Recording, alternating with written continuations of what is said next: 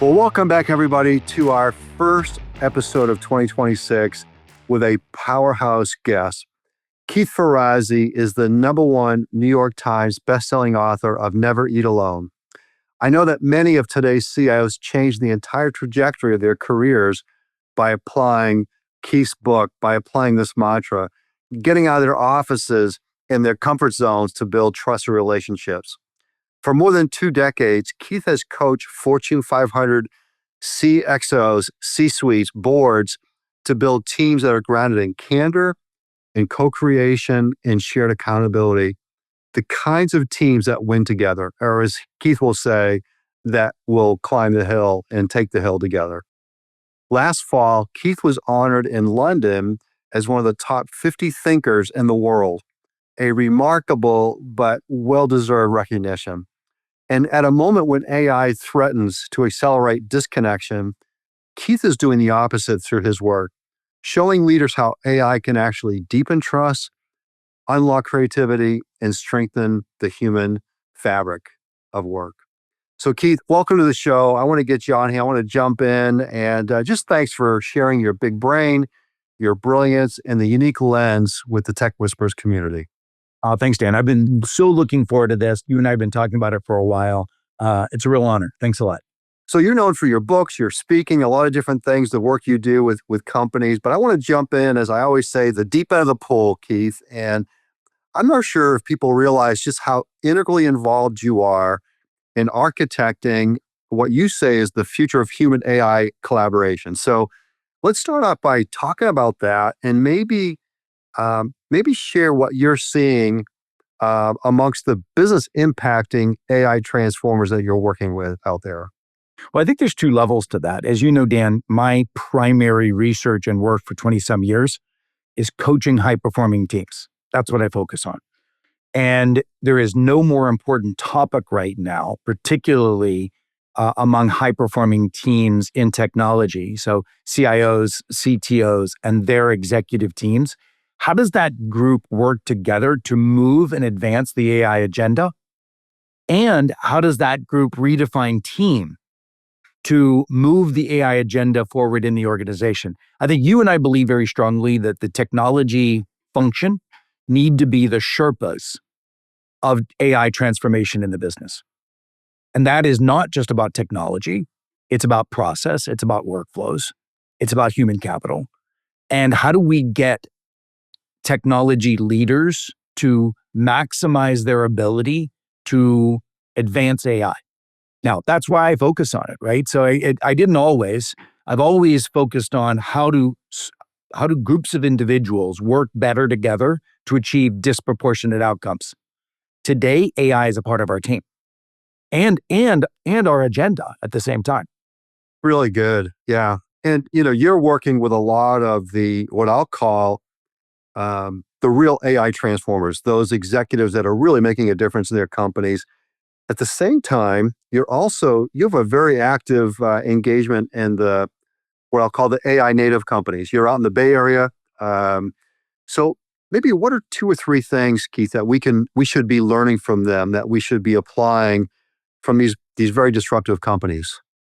So you're right. I spend a good chunk of my time as a venture partner of a VC called Lightspeed. And Lightspeed is one of the largest investors in Anthropic, in Glean, right? In Rubrik, companies we all know. And when I look at these AI native companies, I joke, it's like these kids out of Stanford, right? They are not burdened by the way we think about work or workflows. They are unbridled. Like there's a wonderful little company called Distal. And you and I both had the opportunity to see this young man present at the meeting that you and I hosted in New York with a group of technology leaders, HR leaders, AI native companies, et cetera. And, this is a young man building sort of a next generation Palantir, right? But from an AI perspective, he has created billions of dollars of valuation with 12 to 20 people. And so when he's engineering new things to do, he doesn't ask, and he's not burdened by the question of, how do I get my people to use AI for this? He says, how do I get AI to do this? And what's the role of people? What's the minimum role of people to maximize the value creation with AI? That is a very different way of thinking about getting something done in an AI-enabled world, right? He looks at it from an AI first perspective, not a human AI-enabled perspective, right? So that's an example. Another example are workflows. If you and I were in the average organization looking at supply chain, we might start with the procurement function and say, what kind of tools does this organization need to re-engineer with AI? Well, of course, sales forecasting is going to be important to that, right? Of course, manufacturing scheduling is going to be important to that. How good are we in technology and re-engineering end-to-end workflows, right? So that's a breakdown. Large corporations are embroiled in silos. Now, by the way, we also tend to be embroiled in silos inside of our technology functions. What is the role of the CIO of a division and the chief data officer? Like, who's running AI? That's a question that's often asked. When you and I work with organizations and technology functions, there's always this question, well, who's running AI? What a BS question. The reality is AI is air. Now the question is, how do we co-create value from the person who knows more about data and some of the AI perspective and those who know more about the workflows of a division? How do we co-create together? And so those are three examples. You asked for three. Like, those are three examples on what I'm seeing when I'm working on the two ends of the dumbbells. I'm working with large enterprises in the AI function, then I'm also working with AI native startups. They think very differently. Yeah, I definitely want to jump into more of those enterprise examples here. We'll probably have an excuse to do that when we talk to some of your mystery questioners. But before we go there, you are an expert in this whole area of bringing teams together, building real, truly high-performing teams. In an AI world, the stakes are so high, right? You're hearing it that, gosh, we might only have one chance to get this right. Things are moving so fast. How have you adapted your work, your frameworks, your thinking to engage executives different today? Like, how do we have to do this work different today with such short attention spans, time limitations, et cetera? I love the statement you just made. We got to get this right. We may only have one bite at the apple. If that's true, we've already lost.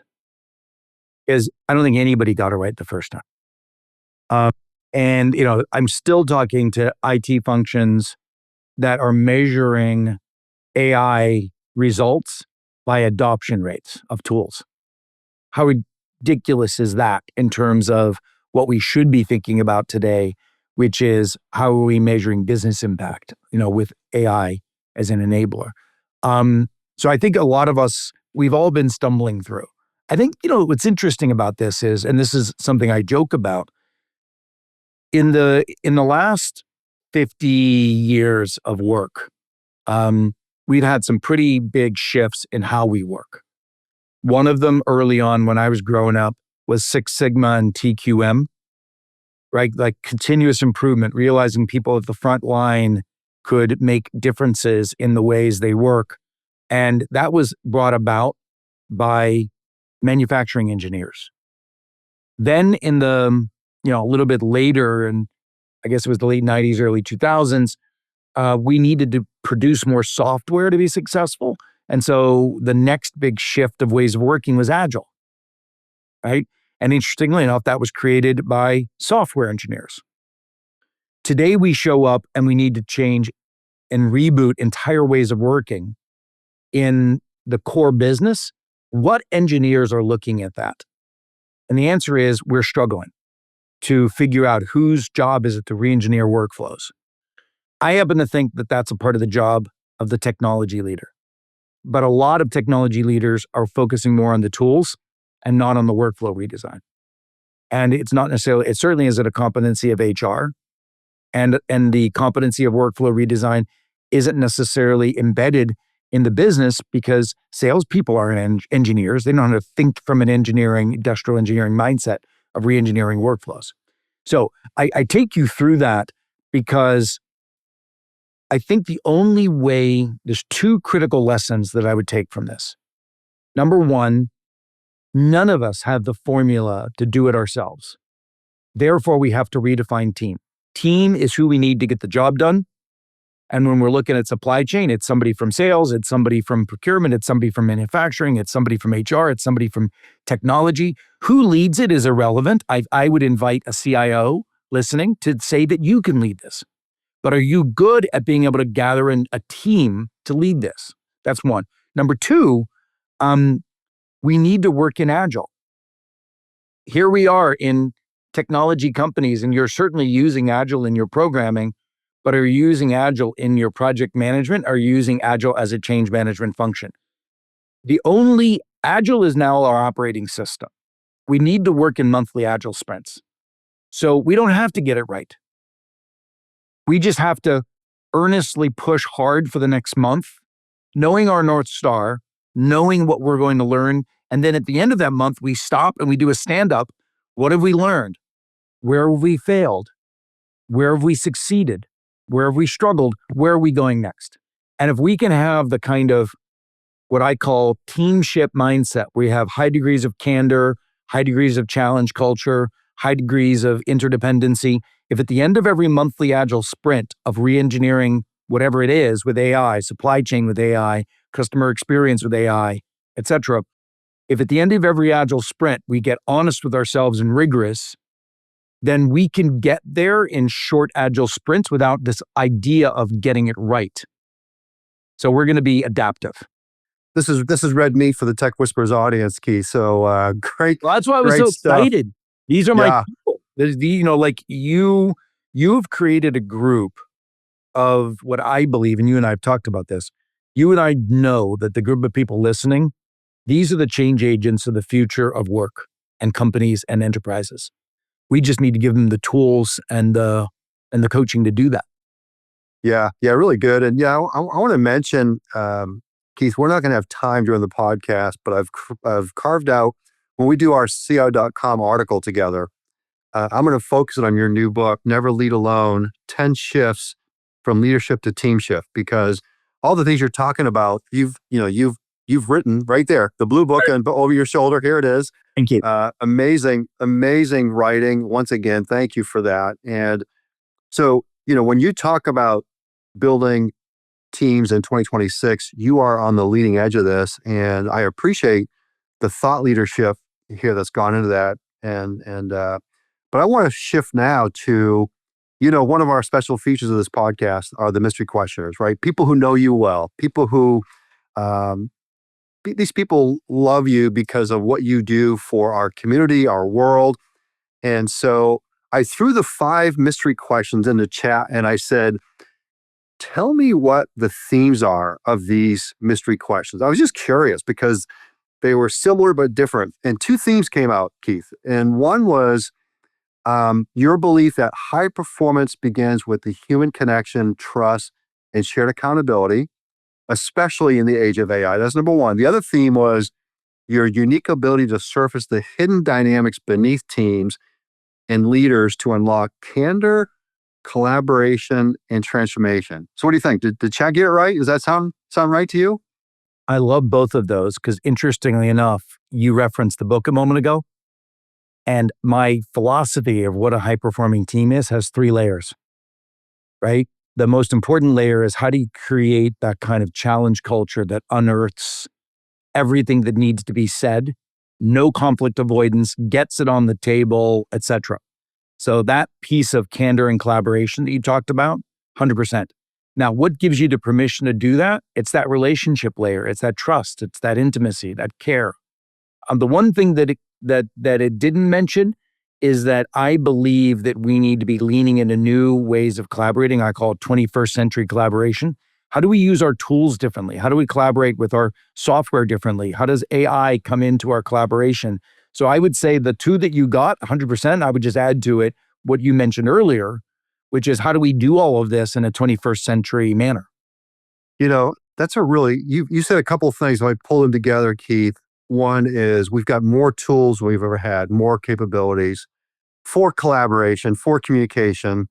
I think we suck more than ever, as a profession, as a society, because it's not about the tool, right? It's still about the human dimension. So on that note, I want to hear from your first mystery questioner, somebody you and I both love to death, admire like crazy. She's one of the best in the business. So let's listen to the audio and you tell us who this is, and then you'll have fun with her question. One of your greatest superpowers is your ability to decode the human dynamics beneath complex leadership situations. You go beyond the surface to reveal motivations, relationship patterns, and team behaviors, and offer practices that result in high-performing individuals and teams. What's remarkable is how you've extended this human-centric lens to AI.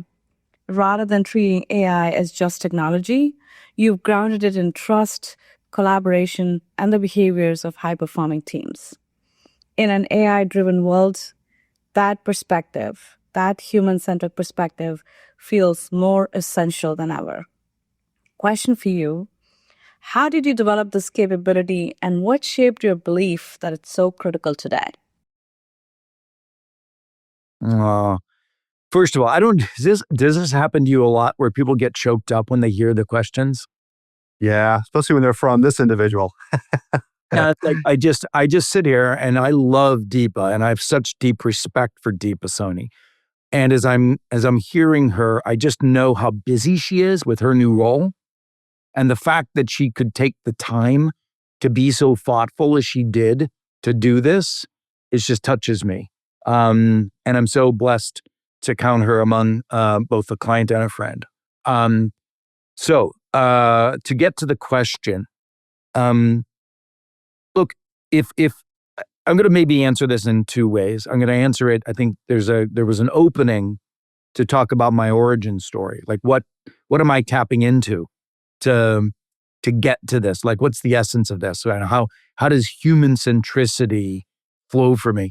Like when I was growing up as a professional, I was a part of two teams. One was incredibly high performing in my days at Deloitte.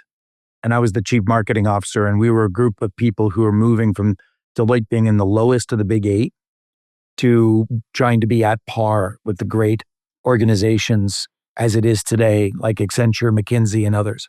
And then I went on to Starwood Hotels and Resorts, where that was a brilliant team with a brilliant founder that had brilliant innovations, but we failed. We ended up having to sell to Marriott at, below industry multiples. And I looked at those two examples, and in one, we were a band of brothers and sisters, like wrestling, taking hills together, globally, just crushing it with what I call co-elevation, a commitment to a mission, but like equal commitment to each other to get there. And that include pushing each other directly, challenging each other, right? Complementing each other and realizing where strengths and weaknesses were and making the puzzle pieces work, right? And then you had Starwood, where, to be honest, it was very siloed, very competitive. There was a little bit of a fear-based culture, and we did not achieve that great interdependence. And it showed in our business outcomes. And so when I started my organization, which was really trying to bring the behaviors that were needed, the interdependent collaborative behaviors that were needed to achieve breakthrough business outcomes, right? I tapped into that origin story. Now, there's another piece to this, which is, this AI piece.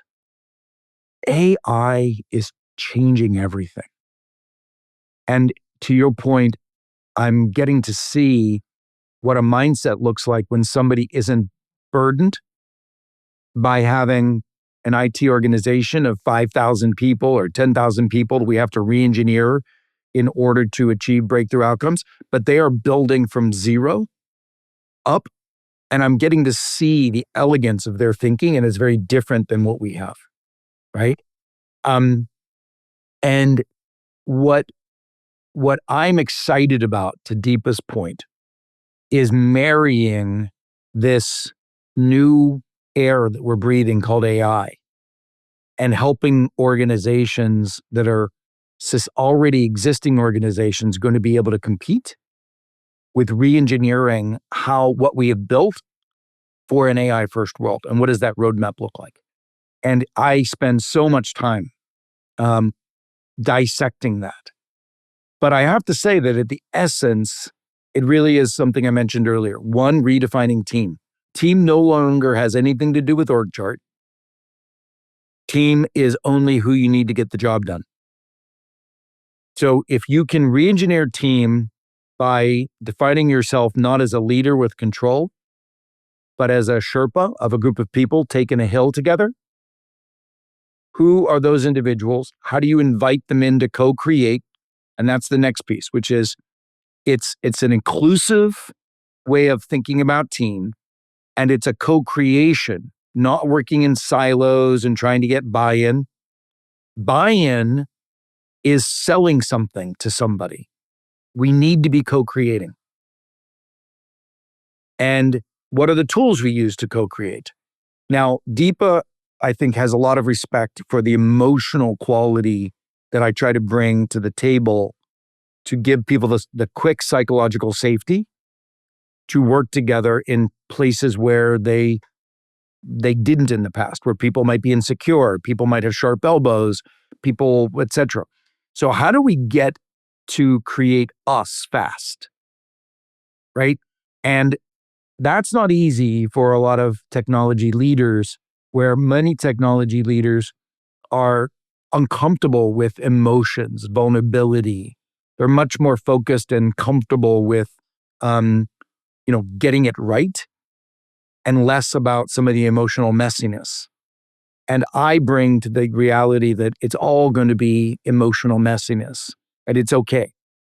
And that's a variable that you're just working on and planning on. And I think Deepa has really appreciated the fact that I take a look at what many people think of as politics or poor culture, and I can dissect that into what behaviors do we need to change among which people in order to achieve outcomes. And I look at these gaseous ideas like culture and politics, and I turn it into a surgical exercise. I've seen it. I've seen you do that in the course of a dinner where crusty tech folks were at dinner and opened up like I've never seen before, to the point of tears. And that followed through the next day, which we're going to talk about the Radical Innovators Summit here a little bit, but where people got very real, they got very humble. The sharing was incredible. The learning was intense. Well, I want to thank Deepa, good friend again, EVP and CIO for New York Life. By the way, she has such respect for you. One of the things she said to me about you when I asked her about you, I don't think she introduced us, but no, Frank did. What she said about you is you are such a giver. And that's why she said you and I would like each other. She said, both of you are givers. You're going to absolutely love working with each other. Yeah, we definitely have that in common. I appreciate her making that comment. And Deepa, member of the CIO Hall of Fame, and also my guest on episode 40. So everyone should go back and listen to her. I want to double click on a couple things you've been sharing around, as you've been talking, images of CIOs are coming into my brain. And I'm thinking about the ones who have created the culture of candor, who have gotten through the conflict avoidance, who really treat feedback in a different way. And those companies, their organizations are standouts. And there's not many of them. So what advice would you have for, if I'm that leader who's like, okay, I'm going to build that culture of candor. I'm going to do that in 2026 because I know I've got to do it. Tips you have. And again, you do this for a living, so I don't want you to give away all the jewels. No, I will give it all away. In fact, this is, I'm embarrassed that I've been doing this work for almost 25 years. And only recently did I publish the compendium of all of my tricks and tips. And I'm embarrassed because I think I had the same mindset that you mentioned, which is, oh, I don't want you to give all this away. You do this for a living. I used to think the same way. I think what Deepa commented about my ability to make a team and make a team achieve things that hadn't been able to achieve otherwise, even high performing teams that could go on, an accelerated booster rocket, right? I used to think it was my special sauce, and I didn't want to share that with everybody. For those of you in the room that are coaches listening, I would highly recommend you go grab the book, and it has my entire formula given away. And for those of you who are smaller companies and you're like, oh, I couldn't afford it, Keith, it's okay. I wrote this because it's a self-guided roadmap for how you can change the future of your team and how it works together. And so I just wanted to say, I'm very happy in giving it all away.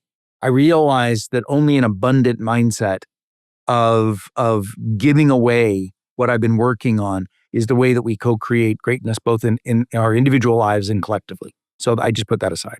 And then the second thing I would say is, look, I think a lot of people realize that going from conflict avoidance to candor is a fundamental DNA shift in many organizations and many people.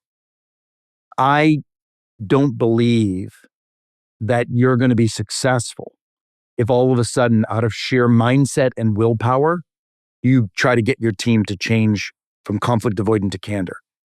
Instead, I want to give you a phrase. You don't think your way to a new way of acting. You act your way to a new way of thinking. I am a process engineer. I grew up, my first job was industrial engineering at a manufacturing plant doing Six Sigma TQM stuff, right? We re-engineered manufacturing top-down hierarchical by adopting a new process called Six Sigma. Six Sigma gave us a process way to do peer-to-peer small coaching down at the front line, empowered teams, changing the way they work. I want to give you a set of simple tools and processes that will help you move from conflict avoidance to candor. So here's one. In a room of 12 people, only 4 people will think that they're heard.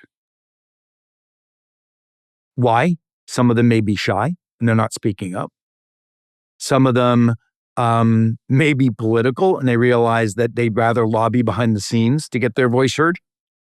Some of them, maybe one of the people in that room is just too boisterous and overtalks and doesn't leave room for other people. There's lots of reasons why in a group of 12 people, we don't have full candor. If, on the other hand, you do something I call meeting shifting, let's say there's an agenda item, like let's say we're rolling out, Workday in some part of the organization. And the person who is running that rollout normally would show up and talk about how things are going. They might show up and start the dialogue, but 2 of the people in that division might be sitting there thinking how badly this is going, and they don't say anything. Here's what you do. Before the conversation happens, send a Google Sheet, just any shared document out where all 12 people's names are there and say, we're going to have a conversation about how the Workday implementation is going. We want all of you to write, take 5 minutes. Tell us what's not working well that you want to put on the table. What idea might you have to fix that? Let's get that in advance as a shared document that people write into. And then the person who was going to start the conversation reads that before they show up, as does everybody else. Now you have introverts having been given time to think about something. You've turned what was a courageous conversation of speaking up in a room, you've turned it into a simple assignment of telling us your point of view, right? Now you leave that meeting, 10 out of 12 people will feel heard. In the old world, and this is just adoption of a simple practice of asynchronous collaboration prior to meetings using a tool as opposed to expecting collaboration to happen in the room only, right? So this is just a simple example of how, and what would, in the olden days, think about time and speed. In the olden days, you started a conversation in the room and then there's multiple meetings afterward, the walk down the hallway, etc. Now we've had everybody's point of view before we show up. We show up, we land the plane maybe in one meeting. Think about how much speedier.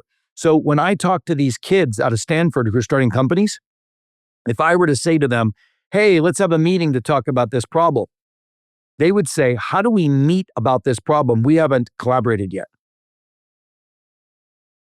Collaboration uses tools and then shows up to land the plane in a meeting.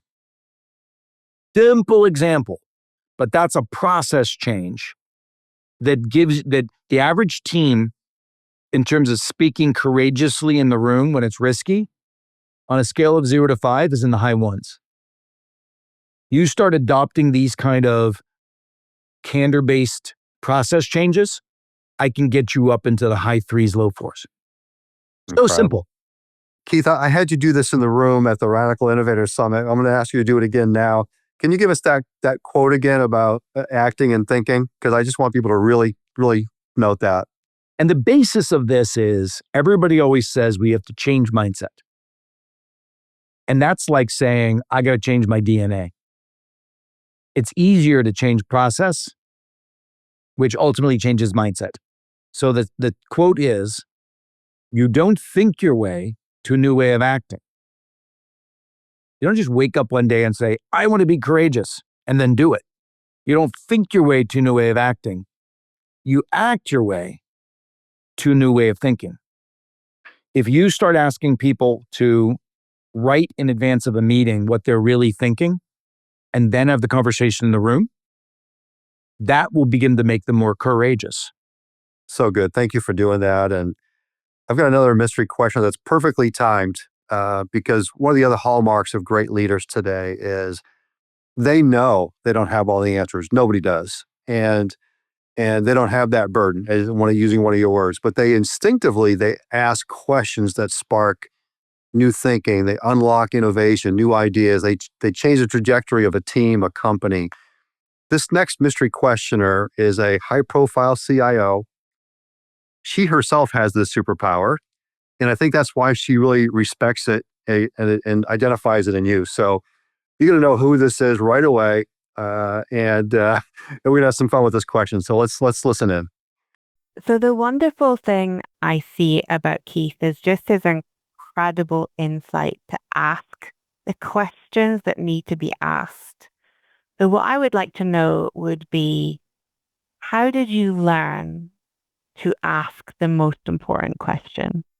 Wow. Again, I'm I'm so inspired. I mean, the job that Leanne Russell right now has to re-engineer on what she's been doing as the chief technical officer over at Bank of New York is such a big job. And she's got an amazing partner with her CEO, Robin, and all the other folks over there.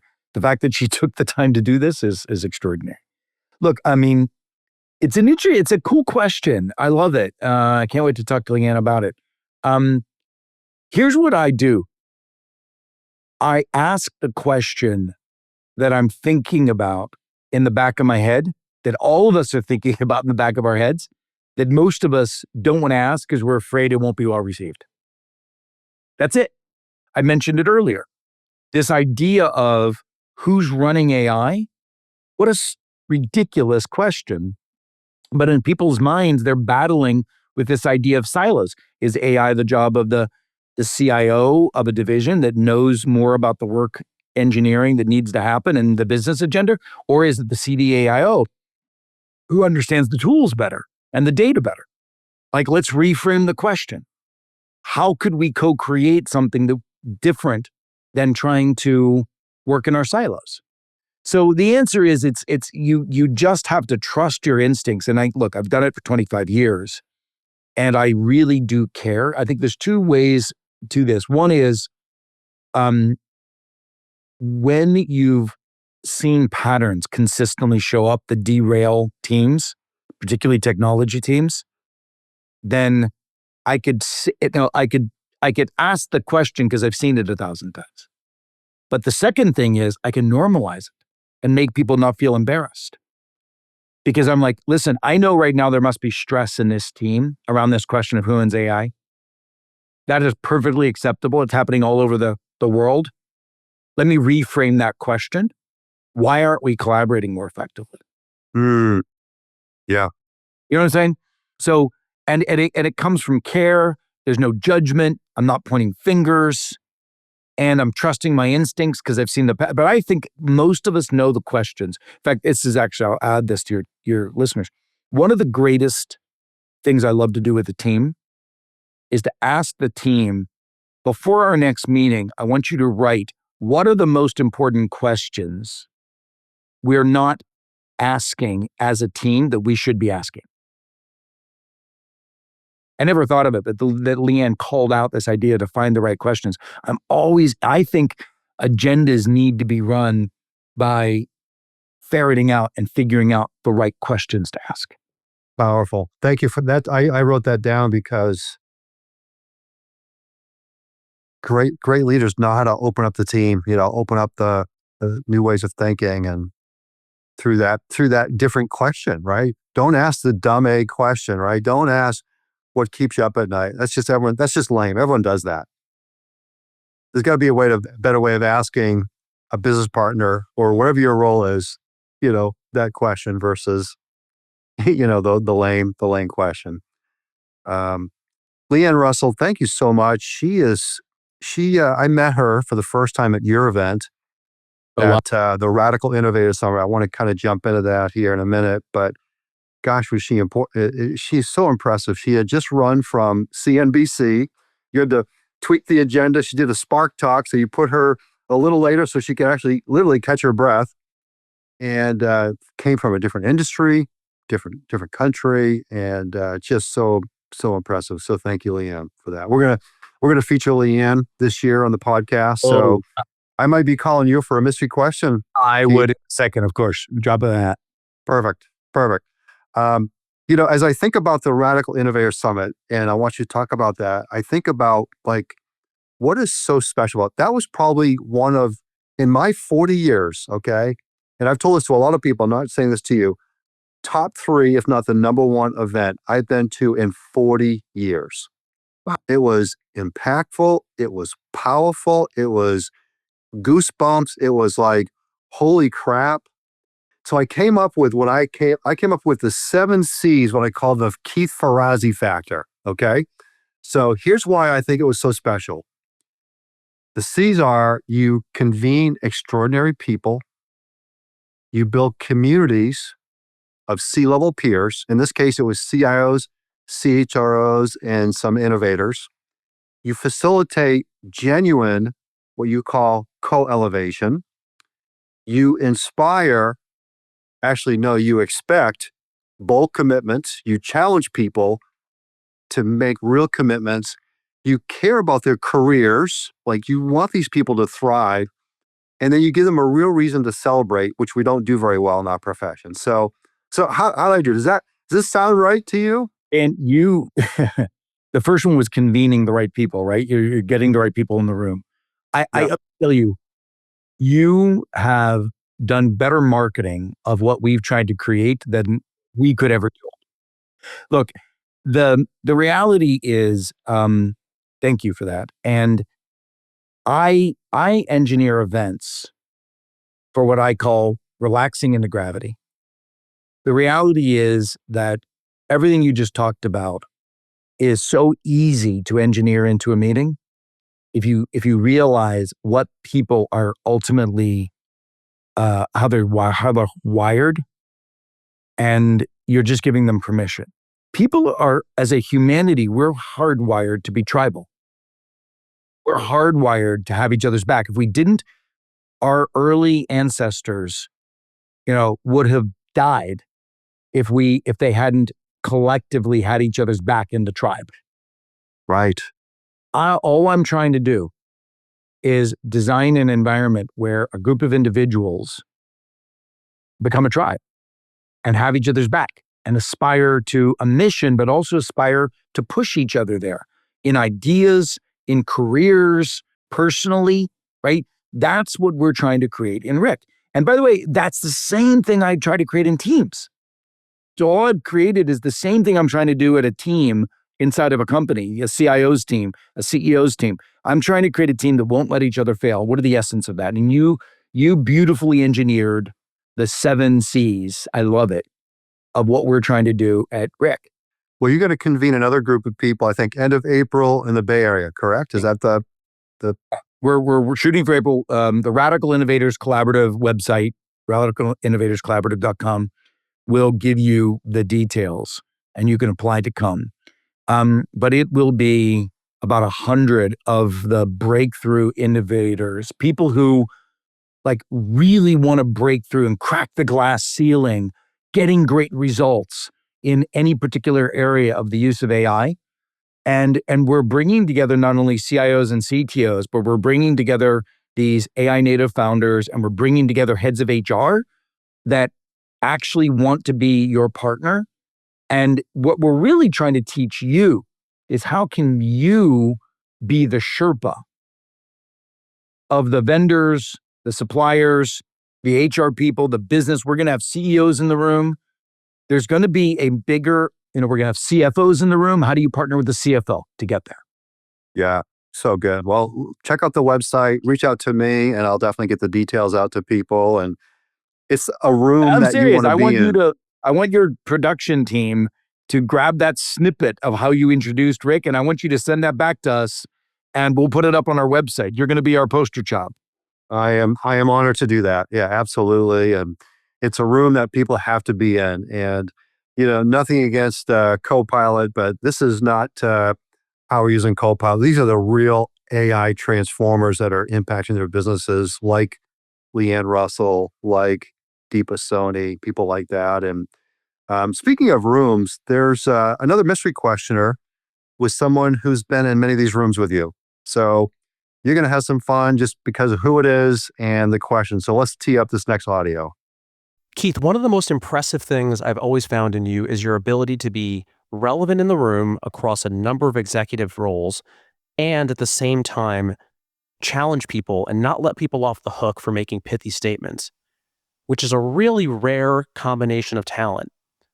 How can others learn to take and do that and replicate what you've done so successfully?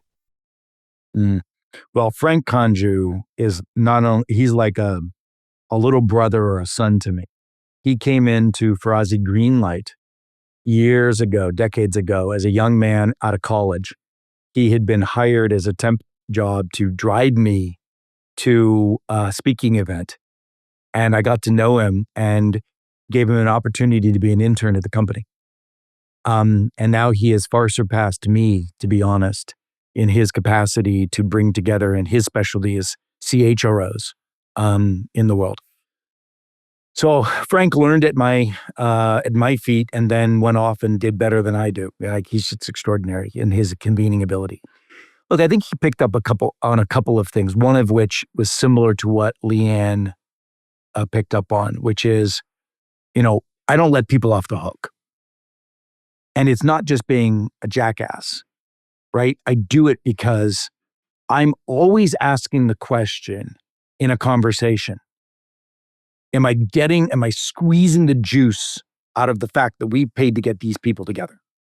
And if I'm in a team, if I'm coaching a team, the most valuable asset we have is the fact that these 10 people, 5 people, whatever it is, that these individuals have convened together instead of getting work done somewhere else. That is such a valuable asset, and we waste it so often. We sit and we let people click through 20 pages of report out deck that nobody gives a damn about, right? We let people share superficially on a topic without sharing where they're really, hitting a glass wall or where they're struggling, right? And so my job, if I believe in the primacy and the value of a small group of people coming together and how important that is, I will not let that be wasted. And that's what leadership is. I think all of us should be always asking the question, if we're going to pull a group of people together, whether it's at an event, a dinner, or a team meeting, how are we extracting the highest value from that incredibly valuable set of resources? And so not letting people off the hook. And again, I would argue that the same thing I said to Leanne's question, you can either catch people and gotcha them, right? Which of course embarrasses, shames, it turns people's light low. Or you could be deeply committed to this group cracking the code of something and going higher together. And you could be using your interrogation, so to speak, to narrow in on where we really need to spend our time and crack the code with the wisdom in the room. So not only do I force the tough conversation not only do I interrogate and ask the tough questions, but then I pause and I get the room to spend the time to co-create an answer. Yeah. Yeah. Thank you, Frank. That's a really, really astute question. And Frank's gone on to have a big job at Ronstadt today. And I know still collaborating with you on some really cool things. So, and he's one of the co-creators of this Radical Innovators Collaborative. Yeah, that's right. Now a part of that founding team that, he and I had the idea that the future of work transformation is a partnership between technology and HR. Yeah. Now, many of you may be hearing that and are like, oh my God, my HR leader would never be my true partner. They're a people ops person. They're this. But your job as a tech leader is to lead a group of people up the hill together. And if people don't have the competencies, then bring them to Rick so that they can learn from their peers, right? Who are breaking new boundaries of what HR is. This is one of the meetings we're having. There's a big meeting that happens in Switzerland every year called Davos. And I'm pulling together a group of HR leaders again and technology leaders to ask this question. And if anybody here listening wants to be a part of this research team, let Dan know and he'll tie you into it. But here's the question. What is the role of human and AI collaboration in a post-AI world? How will AI truly be our teammate? What does that role look like? Now the question is, and what is the role to figure that question out to get there? And the final question is, there's really two. What's HR's role and what's IT's role? So as we begin to navigate a world of AI and HR as partners, but more importantly, as we begin to navigate a world of technology and people as partners, how do we get there? And what's the role of our functions? That's the conversation we're launching in Davos. It was a bit of the conversation, as you know, that Rick sort of was formed on, but we're really going to go quite deep. Cisco's going to be one of the key research partners on this, which we're really excited about. And if any of you out there are like Dan and I, curious and wonky and want to crack the code, we've got other folks like Marianne Johnson at Cox and others who want to take the lead on this.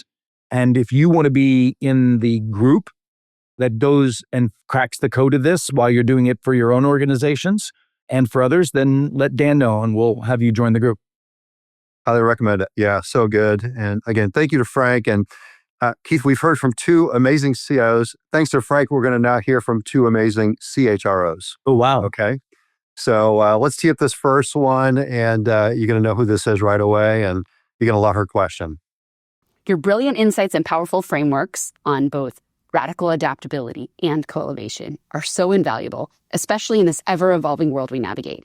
Knowing our mutual dedication to empowering organizations to thrive in the face of uncertainty, I'm eager to hear your thoughts. What foundational habits or mindsets do you believe are absolutely critical for individuals and organizations to cultivate, allowing them to not just endure, but truly flourish amidst relentless change? What's interesting about this particular HR leader, Stephanie, who's over at L'Oreal, comes from the business, right? And it's so important that I think HR leaders, for quite some time now, both technology and HR leaders needed to be of the business, not of the function. And I'm suggesting even now they need to be cross-fertilized, where The HR leaders need to be of the technology, and the technology leaders need to be of the change management and the human capital. So Stephanie really gets it right. She knows this. But one of the things, so Stephanie's question, I think I already answered. The answer is, in a volatile world, Agile is our operating system. Full stop. It's so simple. And we technology leaders should know that. And we should be working in Agile sprints. In my book, I feature Arvind, the CEO of IBM, who, when he took over IBM and he's added massive shareholder value to that company, it's all been through working through Agile sprints in his transformation agenda.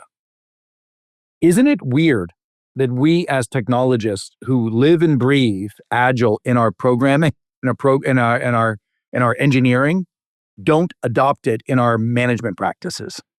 One other one, this individual, Keith, she was literally working 18-hour days, 7 days a week for a long period of time. But she made a point to record this mystery question for you because she cares a lot about you. So let's listen to this next question. You're known for holding people to high standards while leading and teaching with deep humanity.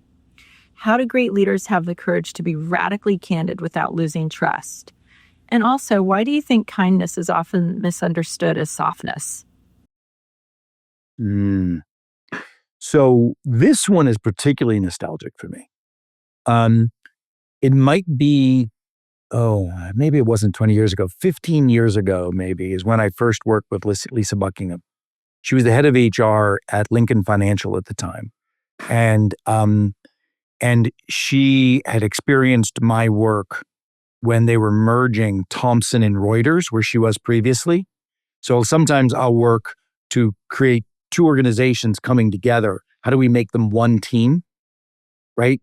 As opposed to two organizations still staying siloed. And, like I remember Deloitte and Touche, people used to say for years, are you from the D side or the T side?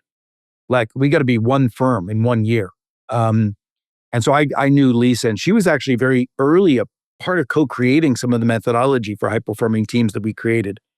Her core question has to do with trust and candor. And the reality is so many people think that their relationships are delicate, but at the same time and very important. And so they go light on them. I believe otherwise. I believe our relationships are so important that we have to be candid and not let each other fail. Let me review that one more time. Some people feel they know relationships are important in their business. Therefore, they're conflict avoidant and they go light on them. They're afraid of disrupting relationships that will make their work difficult. As opposed to, some people feel, I'm so committed to this relationship, I would never withhold the truth. Would you ever withhold the truth from your kid if you thought they were going down a wrong path? Right? You love them, you care for them. Some teams are conflict avoidant because they're afraid that speaking up would be throwing each other under the bus. Other teams are candid because they would never let each other fail. Right? Trust and candor need to be interlinked. And we've got to start realizing and started creating the mindset, yes, but the process of how to help people be candid with each other in order to what I call co-elevate, pushing each other higher. Yeah. Keith, as you're answering Lisa's question, I was just thinking about your first book, blockbuster, #1, New York Times bestseller, the orange book over your left shoulder there, Never Eat Alone. It changed so many people's, just the trajectory of their careers, how they thought, how they showed up. We're terrible at networking. As technologists. As technologists, right? So, I wasn't going to go there, but maybe just give a little plug for that, because people don't think about doing that until they lose their job and then, I got to network. Well, could you just give us and I want people to go back and read that book because it's as powerful today as it was 20 years ago. That's how I got to know Deepa, interestingly enough. So Deepa, when she was young in her career, read Never Eat Alone. And it made a big difference in how she thought about navigating her career. There's a lovely group called T200 You aware of them? I am. Yeah. A group of women tech leaders. And Deep is a member of them. And she had asked me to come and speak at T200. And I believe very strongly that all of our careers, all the doors that we hope to open on our lives will happen by our ability to build good relationships. Relationships are the door openers. They're the roadmap of our future. And then they're also, so I wrote this book that helped you navigate your network authentically, generously, successfully. So a lot of people think of networking as this usury thing, this transactional thing. And I came along and wrote a book that said, no, it's authentic, it's generous. But it's got to be purposeful. So if you're worried about your relationships and how to manage them and how to build the kind of career and opportunity that you dream of, Never Eat Alone is a great place to start. But then, all my books have been relationally oriented. Then I wrote a book called Who's Got Your Back, which is about how small groups of people won't let each other fail. Right? Then I wrote a book called Leading Without Authority that has to do with how people lead people that don't know they work for them. Like every CIO has to lead without authority. It's about leading relationships. Right? And so how do you make relationships productive working across the matrix? That was a book there. And then ultimately, Never Lead Alone is how the relationships of a small group of collaborative individuals trying to achieve something extraordinary have to work together effectively. So my whole life has been this cadence of how relationships are important. And today, it's even more important with the relationships that we have, not only with these young tech native founders, but with AI itself. That is my new breakthrough. Yeah. What is our relationship with AI? And how is that relationship forming between us and the technology? Keith, I want to put a big bow on this. This has been powerful. I want to respect your time. I want to also work on the article together, but I'd love to have you. One of the things that you and I really connect on is our shared, Deepa called it, the giver mentality. I call it being a net giver, right? You and I talk about the abundance mentality, growth mindset. So given all that, and people now understand that you are good at challenging people to do things they could never do before, could you take us out with challenging the listeners? Something in 2026 that a CIO, a CHRO should be doing different. Maybe it's just recapping something you've shared already, but leave us with a challenge as we go out the door here. So if you're a leader of people today, I want you to ask yourself the following question. It's one thing for you to be a great leader, for you to give good feedback, for you to hold your people accountable, for you to make sure that you care about your people and lift up their energy. But here's the big question. How much time are you spending to make sure that they're holding each other accountable, that they're challenging each other, that they're giving each other feedback, that they're lifting up each other's energy? The traditional leadership has been about you as a hub and spoke, helping people be effective and productive and joyous if need be. But now I want you to step aside and ask, how do you move from leadership to teamship? How do you help your team step up and meet you in leadership? That's the big challenge. And that's what we wrote this book about. And that's what I coached her. Keith, I came into this with really high expectations just because of who you are and what you are, and you've blown all those away. So thank you so much for taking the time. I know you've got to jump to another podcast here and in your schedule, but you're going to see more of the Tech Whisperers crew at the next Radical Innovators Summit, I am sure. I want people to go get your books, Never Lead Alone. Next week, we're going to have an article that's going to dig deeper into that. So can't wait to do that. But thank you so much. I can't wait for our next collaborations. People will be hearing more from you and I. We're going to be doing some more writings together. But just thank you again, just genuinely. Thank you, Dan. You are such a blessing. And I'm so grateful for the friendship that we've evolved in helping to start off here. Cheers. Cheers. All right, everybody.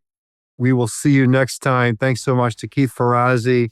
Follow him, like him, read his stuff. His posts are amazing on LinkedIn. And until next time, everyone stay well.